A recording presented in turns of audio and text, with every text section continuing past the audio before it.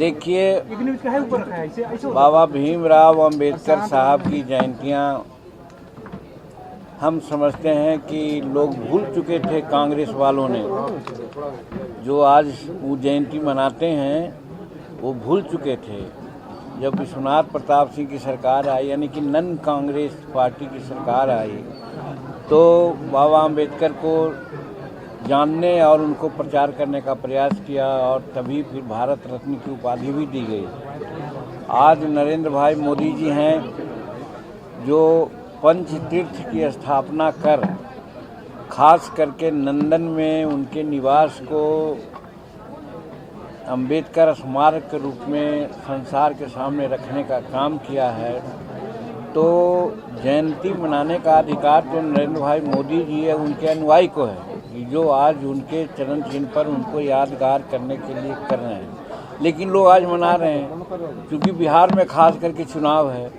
चुनाव में दलितों का मसीहा कौन है, कौन बाबा अंबेडकर को समझते हैं उनके हैं, ये दिखलाने की बात चल रही है।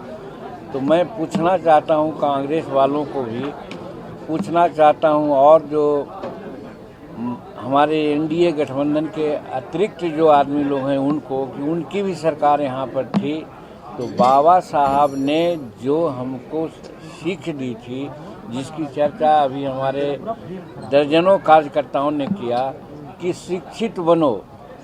बाबा अंबेडकर साहब का कहना था कि शिक्षित बनो, और वो कहाँ से प्रेरणा लिए थे? भगवान बुद्ध से, बुद्धम शरणम गच्छामि, उससे लिया था उन्होंने।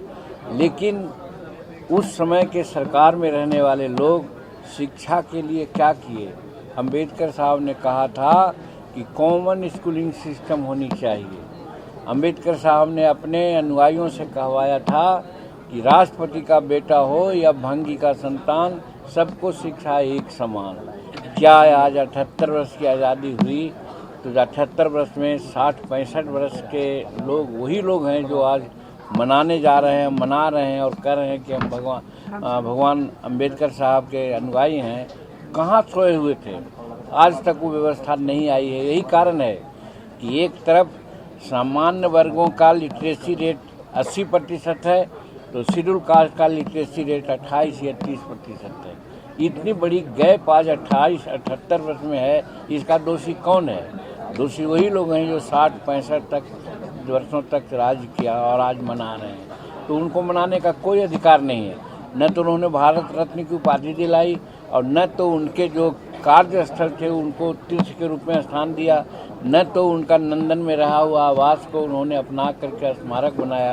तो वो लोग सिर्फ समाज को बरगलाने के लिए मना रहे हैं, जबकि हम एनडीए के लोग जो अंबेडकर साहब के चरण चिन्हों पर चल रहे हैं, उनके संविधान के अनुसार महिलाओं को अधिकार दिया, हम लोग 370 कानून को ख़त्म किया, इत्यादि इत्यादि कार्य करके जो बाबा साहब का कहना था उसके आलोक में हम लोग आज काम कर रहे हैं, संविधान के अनुरूप काम कर रहे हैं। तो उनकी जयंती मनाने का हमें अधिकार है और हम मना रहे हैं। और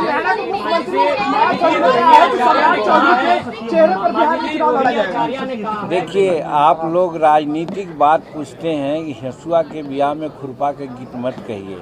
हम कहना चाहते हैं कौन मुख्यमंत्री होगा, कौन न होगा, जमहूरियत है। बाबा साहब ने हमको चुनाव प्रक्रिया के लिए अधिकार दिया, बेशक मताधिकार की बात की है।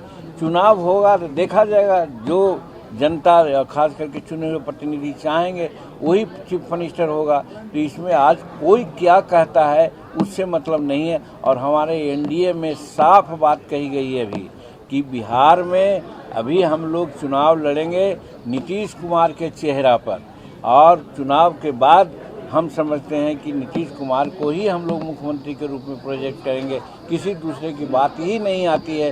तो ये प्रश्न आपको नहीं करना चाहिए। आज हम सोशल सेक्टर की बात करते हैं, संविधान की बात करना चाहते हैं। तो इसलिए आपने कहा, ये बात हमने कह दी लेकिन वो बात आज के संबंध में अप्रासंगिक है। तेजस्वी यादव कह रहे हैं कि आप लोग केवल दिखावा कर रहे हैं, एनडीए के लोग दिखावा कर रहे हैं, और जिस आंकड़े का आप जिक्र कर रहे थे, तेजस्वी यादव कह रहे हैं कि अभी वर्तमान में किसकी सरकार चल रही है, एनडीए की सरकार चल रही है, केंद्र में भी राज्य में भी, तो बीते हुए कल की बात क्यों करते हैं, प्रेजेंट की बात क्यों नहीं आप लोग? आज प्रेजेंट में क्या हो रहा है वो बतावेंगे, प्रेजेंट में क्या हो रहा है वो बतावें कि कौन गलत काम हो रहा है। आज बिहार में सड़कों का जाल बिछ गया है, हर गांव में पक्की सड़क हो गई है, एक कोना से दूसरा कोना में बिहार 5 घंटा में आ जाता है नीतीश कुमार का देंगे। हम 1980 से विधायक हैं, भगजोगनी ऐसा बिजली आती थी, आज 24 घंटा और 22 घंटा बिजली मिल जाती है।